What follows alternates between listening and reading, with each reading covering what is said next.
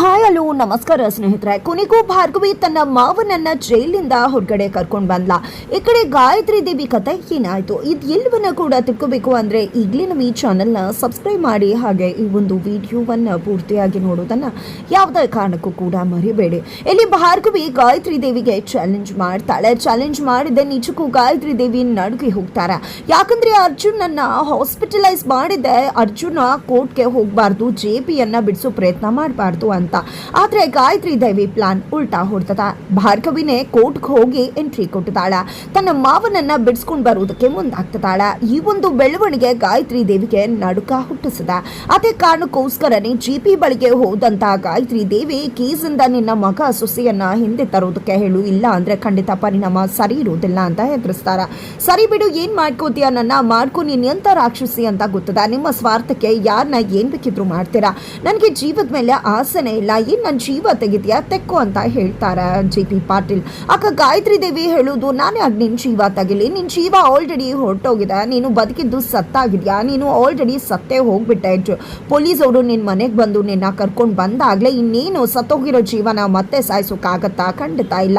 ನೀನು ಆರಾಮಾಗಿ ಜೈಲಲ್ಲಿ ಜೀವನ ಕಳಿಬೇಕು ಅಂದ್ರೆ ನೀನು ನಿನ್ನ ಮಗ ಸೊಸೆನ ಈ ಕೇಸಿಂದ ಹಿಂದೆ ಸರಿಯೋದಕ್ಕೆ ಹೇಳಲೇಬೇಕಾಗತ್ತೆ. ಇಲ್ಲ ಅಂದರೆ ಹೊರಗಡೆ ಇದ್ದಾರಲ್ವ ನಿನ್ನ ಕುಟುಂಬ, ನಿನ್ನ ಹೆಂಡತಿ ಮಕ್ಕಳು, ಹಾಗೆ ನಿನ್ನ ಸೊಸೆ, ಮಗ, ನಿನ್ನ ಅಣ್ಣ ತಮ್ಮಂದಿರು, ಅಮ್ಮ, ಎಲ್ಲರ ಕಥೆಯನ್ನು ಕೂಡ ಒಮ್ಮೆಲೆ ಮುಗಿಸ್ಬಿಡ್ತೇನೆ.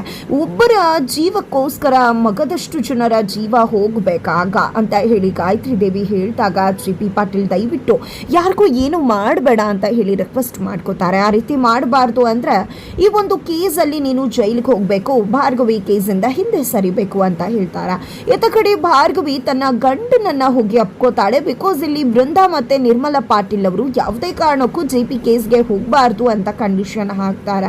ಆದ್ರೆ ಅರ್ಜುನ್ ಬಂದು ಭಾರ್ಗವಿ ಪರವಾಗಿ ಮಾತನಾಡ್ತಾರೆ. ಭಾರ್ಗವಿ ಮಾತ್ರನೇ ನನ್ನ ತಂದೆಯನ್ನ ಈ ಕೇಸಿಂದ ಹೊರಗಡೆ ತರೋದಕ್ಕೆ ಸಾಧ್ಯ, ಅವರು ಈ ಮನೆ ಸೊಸೆಯಾಗಿ ಅಲ್ಲ ಅಂದ್ರೂ ಖಂಡಿತ ಲಾಯರ್ ಆಗಿ ತಮ್ಮ ವೃತ್ತಿಯನ್ನ ಮಾಡ್ತಾರೆ ಅನ್ನೋ ನಂಬಿಕೆ ನನಗಿದೆ. ಖಂಡಿತವಾಗ್ಲೂ ನಾನು ಅವರನ್ನ ನಂಬ್ತೀನಿ. ಇವತ್ತು ನನ್ನ ಡ್ಯಾಡ್ಗೆ ಸಂಬಂಧಪಟ್ಟ ಹಾಗೆ ಎಷ್ಟೋ ದಿನಗಳಿಂದ ಅವರು ಕೂಡ ಸಾಕಷ್ಟು ಸಾಕ್ಷಿಗಳನ್ನ, ಇನ್ಫಾರ್ಮೇಷನ್ಸ್ನ ಕಲೆ ಹಾಕಿದ್ದಾರೆ. ನಮಗೆ ಅದು ಯಾವುದು ಕೂಡ ಸಿಕ್ಕಿಲ್ಲ, ಅಷ್ಟು ಡೆಪ್ತ್ ಆಗಿ ಅವರು ಸ್ಟಡಿ ಮಾಡಿದ್ದಾರೆ. ಹಾಗಾಗಿ ನನಗೆ ಅವ್ರ ಮೇಲೆ ನಂಬಿಕೆ ಇದೆ. ನನ್ನ ಡ್ಯಾಡ್ ಆಚೆ ಬರಬೇಕು ಅಂದರೆ ಅದು ಭಾರ್ಗವಿಯಿಂದ ಮಾತ್ರ ಸಾಧ್ಯ, ಭಾರ್ಗವಿನೇ ಕೇಸನ್ನು ಮುಂದುವರಿಸೋದು ಅಂತ ಹೇಳ್ಬಿಡ್ತಾರೆ. ಇದರಿಂದಾಗಿ ಭಾರ್ಗವಿಗೆ ಖುಷಿಯಾಗಿ ತನ್ನ ಮೇಲೆ ನಂಬಿಕೆ ಇಟ್ಟಿದ್ದಕ್ಕೆ ತುಂಬಾ ಥ್ಯಾಂಕ್ಸ್ ಅಂತ ಅರ್ಜುನ್ಗೆ ಹೇಳಿದಾಗ ಅರ್ಜುನ್ ಹೇಳೋದು ಒಂದೇ ಮಾತು, ನಾನು ನಿಮ್ಮನ್ನ ನನ್ನ ಹೆಂಡತಿ ಅಂತ ಹೇಳಿ ನಂಬಿಕೆ ಇಟ್ಟಿದ್ದಲ್ಲ, ಒಬ್ಬ ಕ್ಲೈಂಟ್ ಆಗಿ ನನ್ನ ಲಾಯರ್ ಪರವಾಗಿ ಮಾತಾಡಿದ್ದು ಅಷ್ಟೇ. ನನ್ನ ತಂದೆಯನ್ನು ಬಿಡಿಸ್ಕೊಂಡು ಬರೋ ಜವಾಬ್ದಾರಿಯನ್ನು ನಿಮಗೆ ಕೊಟ್ಟಿದ್ದೀನಿ, ಆ ನಂಬಿಕೆ ನಾನು ನಿಮ್ಮಲ್ಲಿ ಇಟ್ಟಿದ್ದೀನಿ. ಗಂಡ ಹೆಂಡತಿ ಸಂಬಂಧ ಯಾವತ್ತೂ ಮುಗ್ದು ಹೋಗಿದೆ, ನಮ್ಮ ನಡುವೆ ದೊಡ್ಡ ಅಂತರನೇ ಸೃಷ್ಟಿಯಾಗಿದೆ ಮನಸ್ಸುಗಳ ನಡುವೆ. ಅಂಥದ್ರಲ್ಲಿ ನಾವು ಹೇಗೆ ಜೊತೆಯಾಗಿರೋದಕ್ಕೆ ಸಾಧ್ಯ, ಗಂಡ ಹೆಂಡತಿ ಆಗಿರೋದಕ್ಕೆ ಹೇಗೆ ಸಾಧ್ಯ? ಅದು ಯಾವುದು ಕೂಡ ಇನ್ನು ಸಾಧ್ಯನೇ ಇಲ್ಲ, ಅದೆಲ್ಲ ಮುಗ್ದು ಹೋದಂಥ ಅಧ್ಯಾಯ.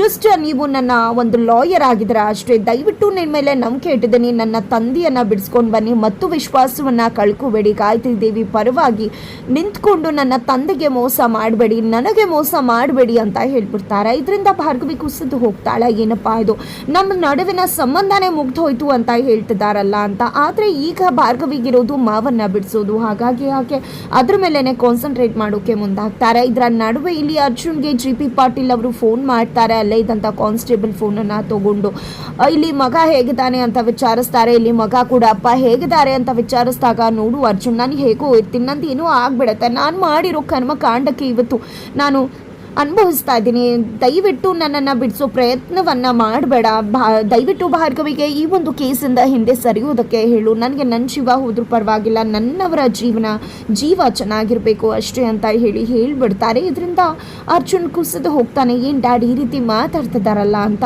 ಅತ್ತ ಕಡೆ ಗಾಯತ್ರಿ ದೇವಿಗೆ ನಿಜವಾಗ್ಲೂ ಕೂಡ ತಲೆ ಕೆಟ್ಟೋಗಿದೆ. ಯಾಕಂದರೆ ಭಾರ್ಗವಿ ಬಂದರೆ ಏನಾಗುತ್ತೆ ಅಂತ ಗಾಯತ್ರಿ ದೇವಿಗೂ ಕೂಡ ಗೊತ್ತಿದೆ. ಜೊತೆಗೆ ಆರ್ಕೆ ಬೇರೆ ಭಾರ್ಗವಿಯನ್ನು ಹಾಡಿ ಹೊಗಳಿದ್ದಾರೆ. ಹಾಗಾದರೆ ಏನಾದರೂ ಮಾಡಲೇಬೇಕು ಅಂತ ಯೋಚನೆ ಮಾಡಿದ. ಆಕೆಯ ಸಾಕ್ಷಿಯನ್ನ ಅದೇ ಕೋರ್ಟಿನ ಆವರಣದಲ್ಲಿ ಮುಗಿಸ್ಬಿಡ್ಬೇಕು ಅಂತ ಯೋಚನೆ ಮಾಡ್ತಾರೆ. ಹಾಗಾಗಿ ರೌಡಿಗಳಿಗೆ ಕೂಡ ಹೇಳ್ತಾರೆ. ಆದರೆ ಶಕ್ತಿ ಇದನ್ನ ಬೇಡ ಅಂತಾನೆ ತಡೀತಾರೆ. ಯಾಕಂದ್ರೆ ಇದನ್ನ ಕೋರ್ಟ್ ಆವರಣದಲ್ಲಿ ಮಾಡಿದ್ರೆ ಖಂಡಿತ ನಾವು ಸಿಕ್ಬಿಡ್ತೀವಿ ಅಂತ. ಆದರೆ ಗಾಯತ್ರಿ ದೇವಿಗೆ ಅದೇನು ಬಂಡ ಧೈರ್ಯನೋ ಏನೋ ಗೊತ್ತಿಲ್ಲ, ಖಂಡಿತವಾಗ್ಲೂ ಕೂಡ ನಾನು ಮಾಡ್ತೀನಿ ಅಂತ ಸಿದ್ಧವಾಗಿಬಿಟ್ಟಿದ್ದಾರೆ. ಯಾಕಂದ್ರೆ ಅದನ್ನ ಮಾಡಿದ್ರು ಕೂಡ ಗಂಗಾ ಮೇಲೆ ಬರುತ್ತೆ. ಈಗ ಗಂಗಾ ಆಗಿ ನಿಂತಿರ್ತಕ್ಕಂಥದ್ದು JP ಪಿ ಆಗಿರೋದ್ರಿಂದ JP ಮೇಲೇನೆ ಅದು ಕೂಡ ಬರುತ್ತೆ ಅಂತ ಹೇಳಿ ಗಾಯತ್ರಿ ದೇವಿ ತುಂಬ ಬಿಂದಾಸ್ ಆಗಿ ಆ ಒಂದು ಕೆಲಸವನ್ನು ಮಾಡಲಿಕ್ಕೆ ಹೋಗ್ತಿದ್ದಾರೆ. ಮರುದಿನ ಮಗದೊಮ್ಮೆ ಕೋರ್ಟ್ ಶುರುವಾಗಿದೆ. JP ಪಾಟೀಲ್ ಅವರು ಕಟಕಟೆ ಮೇಲೆ ಬಂದು ನಿಂತಿದ್ದಾರೆ. ಭಾರ್ಗವಿ ಕೂಡ JP ಪರವಾಗಿ ಬಂದಿದ್ದಾರೆ. ಈ ಕಡೆ ಗಾಯತ್ರಿ ದೇವಿ ಕೂಡ ಇವತ್ತು ಕೋರ್ಟ್ಗೆ ಹಾಜರಾಗಿದ್ದಾರೆ. ಈ ಕಡೆ RK ಬರ್ತಾರೋ ಇಲ್ವೋ ಅಂತ ಹೇಳಿ ತುಂಬಾನೇ ತತ್ತರಿಸ್ತಾ ಇದ್ರು ಶಕ್ತಿ. ಯಾಕಂದ್ರೆ ಗಾಯತ್ರಿ ದೇವಿ RKಗೆ ಅವಮಾನ ಮಾಡಿ ಕಳಿಸ್ಬಿಟ್ಟಿದ್ರು, ಬೈದು ಕಳಿಸ್ಬಿಟ್ಟಿದ್ರು. ಹಾಗಾಗಿ RK ಬರ್ತಾರೋ ಇಲ್ವೋ ಅನ್ಕೊಂಡಿದ್ರು. ಬಟ್ RK ಬಂದ್ರು. ಯಾಕಂದ್ರೆ RKಗೆ ಇರೋದೇ ಎರಡು ಉದ್ದೇಶ, ಒಂದು ದುಡ್ಡು ಮಾಡೋದು, ಅದಕ್ಕಿಂತ ಮುಖ್ಯವಾಗಿ JPಯನ್ನ ಜೈಲಿಗೆ ಕಳಿಸಿ ಆತನ ನೆಮ್ಮದಿಯನ್ನು ಹಾಳು ಮಾಡೋದು. ಅದಕ್ಕೋಸ್ಕರನಾದರೂ RK ಬಂದೇ ಬರ್ತಾ ಇದ್ರು. ಹಾಗೆ ಬಂದರೂ ಕೂಡ ಇತ್ತ ಕಡೆ ಜಡ್ಜ್ ಕೂಡ ಬರ್ತಾರೆ. ಜಡ್ಜ್ ಬರ್ತಿದ್ದಾಗನೇ ಭಾರ್ಗವಿ ಒಂದು ಅಪ್ಲಿಕೇಶನನ್ನು ಕೊಡ್ತಾರೆ. ಇವತ್ತು ನಾವು ನಮ್ಮ ಸಾಕ್ಷಿಯನ್ನು ಪ್ರೊಸೀಡ್ ಮಾಡಬೇಕು ಅಂದ್ಕೊಂಡಿದ್ವಿ ಅಂತ. ಆದರೆ ಸಾಕ್ಷಿನೇ ಎಲ್ಲೂ ಕಾಣಿಸ್ತಿಲ್ಲ. ಈ ಕಡೆ ಶಕ್ತಿ ಪ್ರಸಾದ್ ಮತ್ತು ಗಾಯತ್ರಿ ದೇವಿ ಹೊರಗಡೆ ರೌಡಿಗಳನ್ನ ಬಿಟ್ಟು ಸಾಕ್ಷಿ ಕಥೆಯನ್ನೇ ಮುಗಿಸ್ಬೇಕು ಅಂತ ಹೇಳಿ ಕಾಯ್ತಾ ನಿಂತಿದ್ದಾರೆ. ಇದರ ನಡುವೆ ಜಡ್ಜ್ ಕೂಡ ಕೇಳ್ತಾರೆ, ಎಲ್ಲಮ್ಮ ಸಾಕ್ಷಿ ಪ್ರೊಸೀಡ್ ಮಾಡ್ತೀನಿ ಅಂತ ಹೇಳ್ತಿದ್ರ, ಸಾಕ್ಷಿನೇ ಕಾಣಿಸ್ತಿಲ್ವಲ್ಲ ಅಂತ. ಆಗ ಅಪ್ಲಿಕೇಶನ್ ಕೊಟ್ಟಿದ್ದೇನೆ ನೋಡಿ ಸ್ವಾಮಿಗಳ ಅಂತ ಹೇಳಿ ಭಾರ್ಗವಿ ತಿಳಿಸ್ತಾರೆ. ಅಪ್ಲಿಕೇಶನ್ ಅನ್ನ ಕೂಡ ಓದ್ತಾರೆ. ಈ ಕಡೆ ಭಾರ್ಗವಿ, ನಾವು ನಮ್ಮ ಸಾಕ್ಷಿಯನ್ನ ವಿಡಿಯೋ ಕಾಲಿಂಗ್ ಮುಖಾಂತರ ನಾವು ಪ್ರಸ್ತುತಪಡಿಸಬೇಕು ಅನ್ಕೊಂಡಿದ್ವಿ, ವಿಡಿಯೋ ಕಾನ್ಫರೆನ್ಸ್ನ ಮುಖಾಂತರ, ದಯವಿಟ್ಟು ಅದಕ್ಕೆ ಅವಕಾಶ ಮಾಡಿಕೊಡ್ಬೇಕು ಅಂತ ಕೇಳ್ಕೊತಾರೆ. ಯಾಕೆ ಏನು ಅಂತ ಜಡ್ಜ್ ಕೇಳಿದಕ್ಕೆ ಅವರಿಗೆ ಪ್ರಾಣಾಪಾಯ ಇದೆ, ಅದೇ ಕಾರಣಕ್ಕೋಸ್ಕರ ನಾವು ವಿಡಿಯೋ ಕಾನ್ಫರೆನ್ಸ್ ಮುಖಾಂತರ ಅವರನ್ನ ಹಾಜರುಪಡಿಸ್ತಾ ಇದ್ದೀವಿ. ಜೊತೆಗೆ ಅದಕ್ಕೂ ಮುನ್ನವಾಗಿ ನಾನು ಗಾಯತ್ರಿ ದೇವಿ ಅವರನ್ನ, ಅಂದ್ರೆ JP ಪಾಟೀಲ್ ಅವರ ಮೊದಲನೇ ಹೆಂಡತಿ ಗಾಯತ್ರಿ ದೇವಿ ಅವರನ್ನ ಕಟಕಟೆ ಮೇಲೆ ಕರೆದು ಒಂದಷ್ಟು ಪ್ರಶ್ನೆಗಳನ್ನ ಕೇಳಬೇಕು ಅನ್ಕೊಂಡಿದ್ದೀನಿ ಅಂತ ಹೇಳ್ತಾರೆ. ಸರಿ ಆಯ್ತು ಅಂತ ಹೇಳಿ ಜಡ್ಜ್ ಕೂಡ ಹೇಳ್ತಿದ್ದಾಗೆ ಗಾಯತ್ರಿ ದೇವಿ ಕಟಕಟೆ ಮೇಲೆ ಬಂದು ನಿಂತ್ಕೊಳ್ತಾರೆ. ಈ ಸೆರಗನ್ನ ಮುಚ್ಕೊಂಡಿದ್ದೆ, ಏನೋ ಒಂದು ಸಭ್ಯತೆ ಇರ್ತಕ್ಕಂಥ ಹೆಣ್ಮಗಳು ಅನ್ನೋ ರೀತಿಯಲ್ಲಿ ರಣ ರಾಕ್ಷಸಿ ಆಗಿರ್ತಕ್ಕಂಥ ಗಾಯತ್ರಿ ದೇವಿ ಬಂದು ನಿಂತ್ಕೋತಾರೆ. ಇತ್ತ ಕಡೆ ಒಂದು ಟಿವಿಯನ್ನ ತರಿಸಲಾಗತ್ತೆ. ನಂತರ ಇನ್ನು ಯಾವಾಗ ಅಂತ ಹೇಳಿ ಜಡ್ಜ್ ಕೇಳ್ತಿದ್ದಾರೆ. ಜಸ್ಟ್ 2 minutes ಅಂತ ಭಾರ್ಗವಿ ಹೇಳ್ತಾರೆ. ಫೈನಲಿ ತನ್ನ ಕಡೆಯವ್ರಿಗೆ ಕಾಲ್ ಮಾಡ್ತಾರೆ, ರೆಡಿ ಆಗಿದ್ದಾರೆ ಅಂತ ಹೇಳ್ತಾರೆ. ತಕ್ಷಣ ಈಗ ರೆಡಿ ಆಗಿದ್ದಾರೆ, ನಮ್ಮ ಸಾಕ್ಷಿ ಇಲ್ಲಿ ಹಾಜರಾಗ್ತಾರೆ ವಿಡಿಯೋ ಕಾನ್ಫರೆನ್ಸ್ ಅಲ್ಲಿ ಅಂತ ಹೇಳಿದ್ದ. ಟಿವಿ ಆನ್ ಮಾಡ್ತಾರೆ. ವಿಡಿಯೋ ಕಾಲಿಂಗ್ ನಲ್ಲಿ ಫೈನಲಿ ಸಾಕ್ಷಿ ಎಂಟ್ರಿ ಕೊಡ್ತಿದ್ದಾರೆ. ಆ ಸಾಕ್ಷಿಯನ್ನ ನೋಡಿದೆ ಗಾಯತ್ರಿ ದೇವಿ ಮತ್ತೆ JP ಪಾಟೀಲ್ ಇಬ್ರು ಕೂಡ ಶಾಕ್ ಆಗ್ತಿದ್ದಾರೆ. ಯಾಕಂದ್ರೆ ಅವರು ನವಮಿ ಟ್ರಸ್ಟ್ಗೆ ಸಂಬಂಧಪಟ್ಟ ವ್ಯಕ್ತಿ ಆಗಿದ್ದಾರೆ. ಇದರ ಒಂದು ಸುಳಿವು ಕೊಟ್ಟಿದ್ದು ಬೇರೆ ಯಾರು ಅಲ್ಲ, ರವೀಂದ್ರ ಭಟ್ಕಳ್ ಇವತ್ತು ಫಿಸಿಕಲಿ ಜೀವಂತವಾಗಿ ಇಲ್ಲದೆ ಇರಬಹುದು, ಬಟ್ ಅವರು ಕಲೆ ಹಾಕಿದಂತ ಎಲ್ಲ ಸಾಕ್ಷಿಗಳು ಕೂಡ ಜೀವಂತವಾಗಿದೆ. ಅಂದು ಗಾಯತ್ರಿ ದೇವಿನೇ ಗಂಗಾ ಅನ್ನೋ ಒಂದೇ ಒಂದು ಹಿಂಟನ್ನ ಕೊಟ್ಟಿದ್ರು, ಬಟ್ ಅದನ್ನ ಪರಿಪೂರ್ಣವಾಗಿ ಸಾಕ್ಷಿ ಸಮೇತ ಹೇಳಿರಲಿಲ್ಲ. ಅದನ್ನ ಭಾರ್ಗವಿ ಕಂಪ್ಲೀಟ್ ಮಾಡಿದ್ದಾರೆ. ಈಗ ಜೊತೆಗೆ ಗಾಯತ್ರಿ ದೇವಿನೇ ಗಂಗಾ ಅನ್ನೋ ವಿಷಯ ರವೀಂದ್ರ ಭಟ್ಕಳ್ ಅವ್ರಿಗೆ ಇನ್ನೇನು ಗೊತ್ತಾಗೋ ಹಂತದಲ್ಲಿತ್ತು. ಅದೇ ಸಮಯದಲ್ಲಿ ಗಾಯತ್ರಿ ದೇವಿ ರವೀಂದ್ರ ಭಟ್ಕಳನ್ನ ಮುಗಿಸಿದ್ರು.